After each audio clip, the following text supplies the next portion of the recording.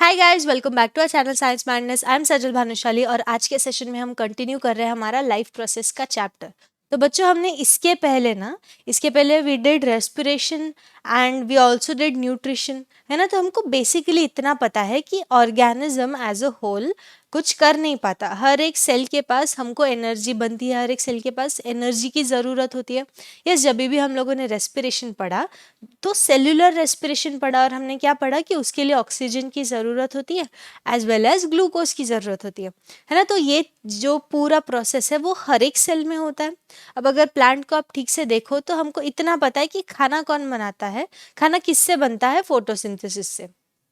Yes, खाना किससे बनता है? फोटोसिंथेसिस में से।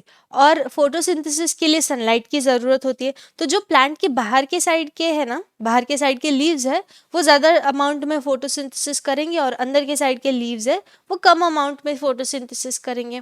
और उनका क्या, जिनको सर्वाइव करने के लिए ज़रूरत है, रूट्स, वो तो फोटोसिंथेसिस नहीं कर पाते। फ्लावर्स, यस, फ्रूट्स जो नॉन ग्रीन पार्ट है प्लांट की, वो सब तो फोटोसिंथेसिस नहीं कर पाते। So that is why transportation is very important in plants, है ना। तो प्लांट्स का जो ट्रांसपोर्टेशन है वो अलग अलग टाइप का।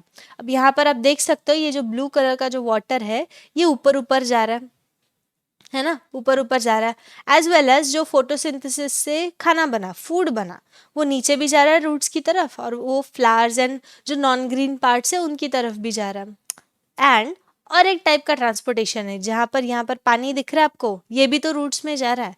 तो there are various different types of transportation in plants. तो पढ़ते है ना, स्टार्ट करते हैं। अच्छा, एक इतना बात तो है कि हमारे बॉडी में एज ह्यूमंस काफ़ी कॉम्प्लिकेटेड स्ट्रक्चर है। आर्टरीज है, वेन्स है, हार्ट है, पूरा ट्रांसपोर्टेशन के लिए काफ़ी कॉम्प्लिकेटेड स्ट्रक्चर है। प्लांट्स में इतना कॉम्प्लिकेटेड नहीं है। क्यों? क्योंकि हमारे बॉडी को ट्रांसपोर्टेशन की ज़्यादा ज़रूरत होती है ना। जैसे मैंने आपको एग्जांपल दिया था पहले भी, जैसे हम फास्ट फास्ट भागते हैं या कोई विगरस एक्सरसाइज करते हैं तो हमारे बॉडी को रेस्पिरेशन, हमारा बॉडी जो है ज़्यादा रेस्पिरेशन करता है, हमारे बॉडी को ऑक्सीजन की बहुत ज़्यादा ज़रूरत होती है in order to make energy. But plants तो जगह पर ही होते हैं ना, प्लांट्स का एक्टिविटी एकदम मिनिमल है as compared to humans. Plants का activity it is very minimal, एकदम कम है। तो इतना जल्दी ट्रांसपोर्टेशन की ज़रूरत नहीं होती, इतना क्विकली ट्रांसपोर्टेशन की ज़रूरत नहीं होती। So their cells do not need to be supplied with material so quickly, है ना। तो प्लांट्स के ट्रांसपोर्टेशन के लिए दो टाइप के टिश्यूज है। Okay, two types of conducting tissues, that is xylem and phloem, है ना। हम लोग जाइलम और फ्लोएम क्लास 9 में काफ़ी डिटेल में पढ़ चुके हैं टिश्यूज चैप्टर में। तो आई वुड सजेस्ट यू कि एक बार रिवाइज कर लो। क्लास 9 का आपका एनसीईआरटी का अच्छा खासा बुक है, कोई रेफरेंस बुक की ज़रूरत नहीं है, एनसीईआरटी का ही आपका क्लास 9 का बुक एक बार खोलो और जाइलम एंड फ्लोएम टिश्यूज़ को ना एक बार अच्छे से रिवाइज कर लो। ओके, तो ये जो जाइलम एंड फ्लोएम टिश्यूज़ है ये काफ़ी ज़्यादा इंपॉर्टेंट होते हैं हमारे प्लांट्स के ट्रांसपोर्ट के लिए। अब जाइलम क्या करता है? It carries water and minerals, है ना। जाइलम क्या करता है? पानी को कैरी करता है। और फ्लोएम किसको कैरी करता है? Food prepared by plants. तो यहाँ पर हम लोगों ने देखा था, इफ़ यू रिमेंबर, है ना। तो जो जो ब्लू वाला पार्ट है, पानी जो ऊपर लेके जाता है, दैट इज जाइलम, और जो खाना बाकी पार्ट्स को देता है दैट इज फ्लोएम। ओके, समझा है। तो आज के सेशन में हम लोग ट्रांसपोर्ट ऑफ वाटर देखेंगे। Yes, and transport of food materials next session में होगा। तो water and minerals dissolved in it move from the roots of the plants to its leaves through two kinds of elements of xylem tissues. Okay, तो जो water होता है और उसके अंदर मिनरल्स डिजॉल्व होते हैं तो वो जाते हैं रूट्स के पास। ओके, सबसे पहले तो वो रूट्स के पास जाते हैं, बट कौन से टाइप के टिश्यूज में जाते हैं? Xylem tissues. और इसके भी टू काइंड्स ऑफ एलिमेंट्स है। जाइलम टिश्यूज के दो पार्ट्स है, that is xylem vessel and tracheid. हम देखते हैं जाइलम वेसल कैसे दिखता है, जाइलम का ट्रेकियाइड कैसे दिखता है। ओके, सबसे पहले तो वेसल क्या है? It is non living. Yes, plant का एक पार्ट है जाइलम वेसल जो है वो नॉन लिविंग होता है। It is non living long tube. Okay, लंबी सी ट्यूब होती है विच runs like a drain pipe through the plant. ये ट्यूब कुछ ये ट्यूब कुछ ऐसे दिखती है। ओके ये ट्यूब कुछ ऐसे दिखती है, लंबी सी ड्रेन पाइप के जैसी ट्यूब होती है, ये नॉन लिविंग होती है, and it runs throughout the plant, plant के बीच में पूरी जाइलम की वेसल होती है।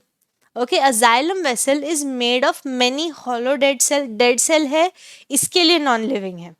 ओके डेड सेल है, इसके लिए नॉन लिविंग है, तो कॉल्ड वेसल एलिमेंट्स। तो इस वेसल के एलिमेंट्स क्या है, काफी सारे हॉलो डेड सेल्स हैं। तो it looks somewhat like this, है ना, एक लंबी सी, तो ये छोटे छोटे डेड सेल्स है, एक दूसरे को अटैच्ड होते हैं।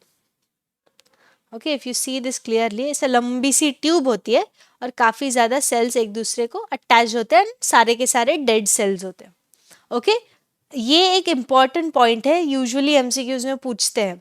Okay xylem vessel does not contain cytoplasm और न्यूक्लिया, जाइलम वेसल में ना ही न्यूक्लिया होता है ना ही साइटोप्लाज्म होता है।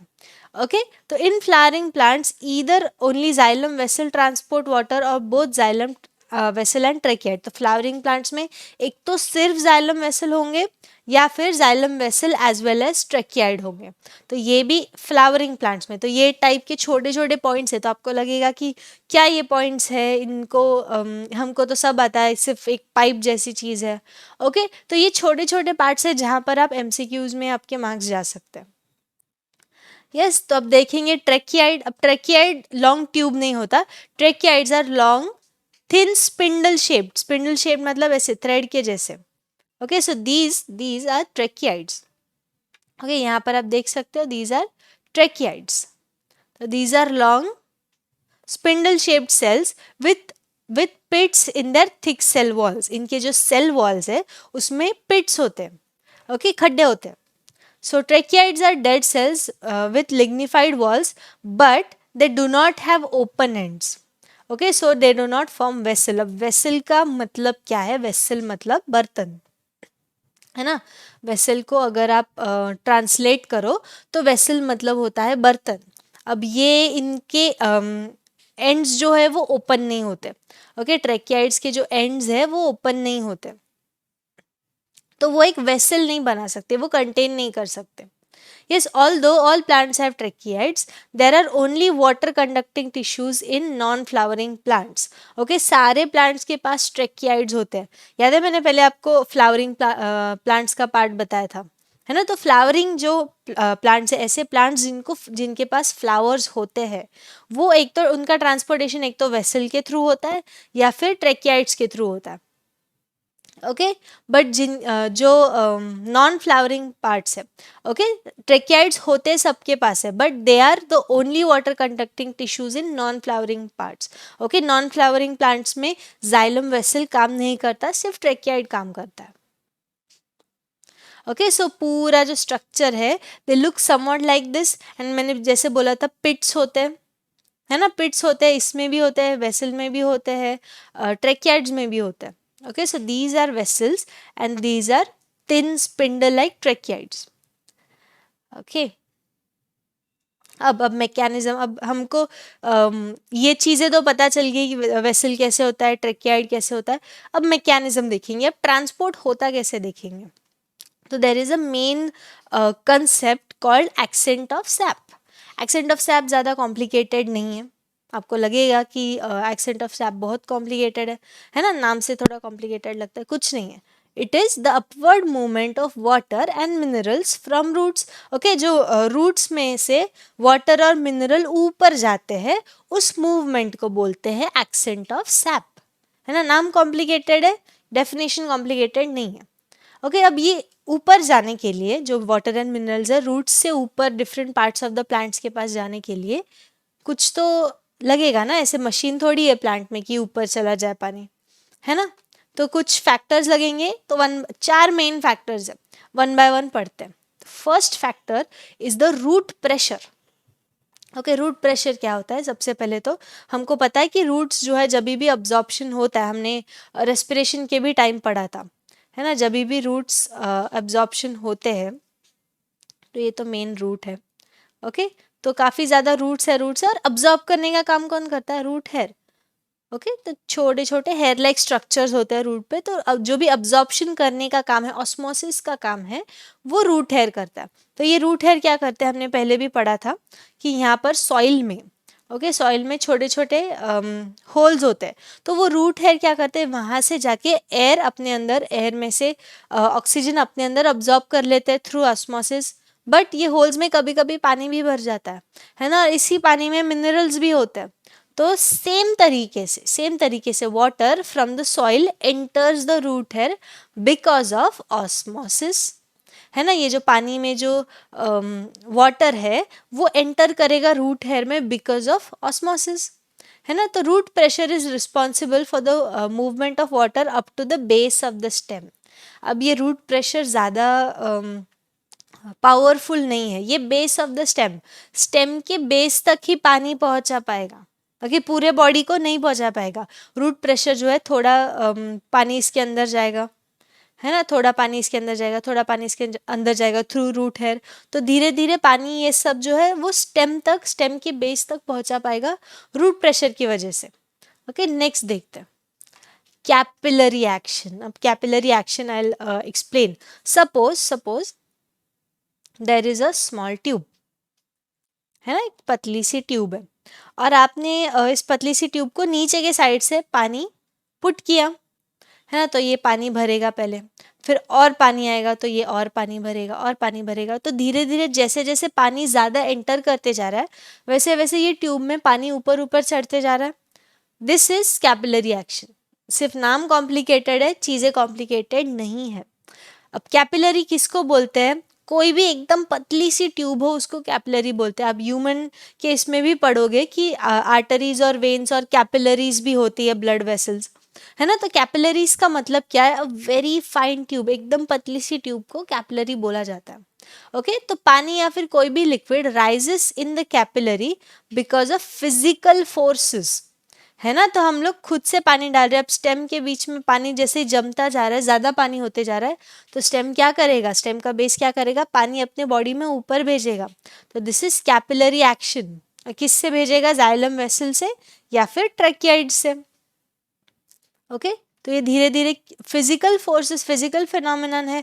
क्यों, क्योंकि स्टेम के बेस के पास बहुत ज़्यादा पानी और मिनरल भर गए हैं, तो जितने ज़्यादा उनके पास पानी और मिनरल आते जा रहे हैं ये ऊपर ऊपर भेजते जा रहे हैं। तो this phenomenon is called capillary action. Okay so water in stem rises up to some height because of capillary action. पूरे प्लांट को तो नहीं पहुंच पाएगा, क्योंकि अगर आप देखो तो बहुत काफ़ी लंबे लंबे प्लांट्स होते हैं, तो सारे प्लांट्स में थोड़ी ना कैपिलरी एक्शन पॉसिबल है ना। तो कभी प्लांट को पानी बहुत ज़्यादा मिल जाता है, कभी तो नहीं मिलता, है ना। तो कुछ हाइट तक ये कैपिलरी एक्शन पॉसिबल है। ओके अब ये एक इम्पॉर्टेंट पार्ट है, adhesion cohesion of water molecules. अब ये वाटर मॉलिक्यूल्स जो है they make continuous column in xylem because of the forces of adhesion and cohesion among the molecules. Water के जो मॉलिक्यूल्स है उसमें एडिशन कोहेजन होता है। जाइलम का वेसल है या ट्रैकियाइड है, इसके अंदर पानी जो है वो कंटिन्यूस कॉलम बनता रहता है, उसका कंटिन्यूसली कॉलम बनता रहता है। ओके तो ये तीन पार्ट्स काफ़ी ज़्यादा इम्पॉर्टेंट थे। ओके जो मेन चीज़ है दैट इज ट्रांसपिरेशन पुल। ये मेन चीज़ है जिसके वजह से पूरे जितने भी लंबे लंबे प्लांट्स हैं ना, पाइन ट्रीज या फॉरेस्ट में जितने भी लंबे लंबे प्लांट्स है, ये ट्रांसपिरेशन पुल ही है जिसके वजह से ये प्लांट्स जिंदा है। ओके ये प्लांट्स मरे नहीं हैं, इनके पूरे बॉडी में वाटर एंड मिनरल्स पहुंच रहे हैं। ओके सो ट्रांसपिरेशन पुल क्या होता है देखते हैं। Loss of water vapour through stomata and lenticels in plants is called transpiration. Transpiration क्या है, इफ़ यू रिमेंबर हमने स्टोमेटा और लेंटिकल्स पढ़ा था, कहाँ पर, रेस्पिरेशन में, है ना। स्टोमेटा थे गार्ड सेल्स हमारे, और लेंटिकल्स भी सेम स्टोमेटा जैसे थे बट वो वुडी पार्ट्स में थे। तो ये क्या होते हैं, छोटे छोटे स्टोमेटा और लेंटिकल्स जो होते हैं छोटे छोटे पोर्स थे, है ना, छोटे छोटे पोर्स थे। तो अब इनमें से क्या था, इनमें से ये जो पोर्स है इनमें से गैसेस पास हो सकते थे, है ना। ये जो छोटे छोटे पोर है इनमें से गैसेस पास हो सकते हैं, बट गैस के साथ साथ में वाटर वेपर भी पास होते हैं। प्लांट में जितना भी वाटर है वो थ्रू वेपर पास होगा प्लांट के बाहर, है ना। So it is called transpiration. So loss of water vapour through stomata और लेंटिकल्स इज ट्रांसपिरेशन। अब सिंस ये वाटर वेपर खींच रहा है, बाहर खींचा जा रहा है, ओके, तो इट क्रिएट्स अ वैक्यूम, है ना, ये जो ट्रांसपिरेशन है, ये वाटर वेपर बाहर जा रहा है and it creates a vacuum, it creates a suction and this suction is known as transpiration pull. Okay, ये जैसे जैसे वाटर वेपर रिलीज हो रहा है प्लांट के बाहर, it creates a suction known as transpiration pull. अब ये ट्रांसपिरेशन पुल क्या करता है, इट पुल्स या फिर sucks the water column from the xylem tubes, है ना, यहाँ पर वाटर कॉलम जो बने थे, ओके, एडिशन कोएजन से वाटर कॉलम जो बने थे, इट पुल्स आउट, पूरे के पूरे वाटर कॉलम, जैसे जैसे पानी बाहर जाते जा रहा है वेपर के फॉर्म में, वैसे वैसे स्टोमाटा के पास और लीव्स के थ्रू पानी आते जा रहा है। यस, और लीव्स को कहाँ से मिल रहा है, ब्रांचेस से, ब्रांचेस को पानी कहाँ से मिल रहा है, स्टेम से। तो धीरे धीरे ना बाहर की तरफ पानी जाते जा रहा है एंड एज वेपर की फॉर्म में स्टोमेटा या लेंटिकल से प्लांट के बॉडी के बाहर जा रहा है। तो ये एक पुल, ये एक सक्शन क्रिएट करता है एंड दैट इज हाउ, जैसे जैसे ऊपर पानी की कमी हो रही है वैसे वैसे पानी थ्रू स्टेम या फिर through base of the stem पूरे प्लांट के पास पहुंच रहा है या पूरे ट्री के पास पहुंच रहा है। Okay, and this water is able to rise to a greater height even in the tallest plant. Okay, तो दैट इज हाउ वाटर पूरे प्लांट के पास गया। अब नेक्स्ट सेशन में हम लोग पढ़ेंगे कि जो वाटर है, ओके, सॉरी, जो फूड पार्टिकल्स है वो फ्लोएम कैसे पूरे बॉडी को पहुंचा पाता है, ओके, पूरे प्लांट के बॉडी को कैसे फ्लोएम पहुंचा पाता है। यस, वी सॉ, ये जो प्लांट्स है धीरे धीरे हम बाहर की तरफ कैसे वाटर पुल हुआ हमने देखा। अब नेक्स्ट सेशन में हम लोग देखेंगे कि फ्लोएम जो है, इस फ्लोएम जो है वो फूड पार्टिकल्स या फूड मॉलिक्यूल्स पूरे प्लांट्स को कैसे देखता है। Till then I will take your leave, bye bye, take care.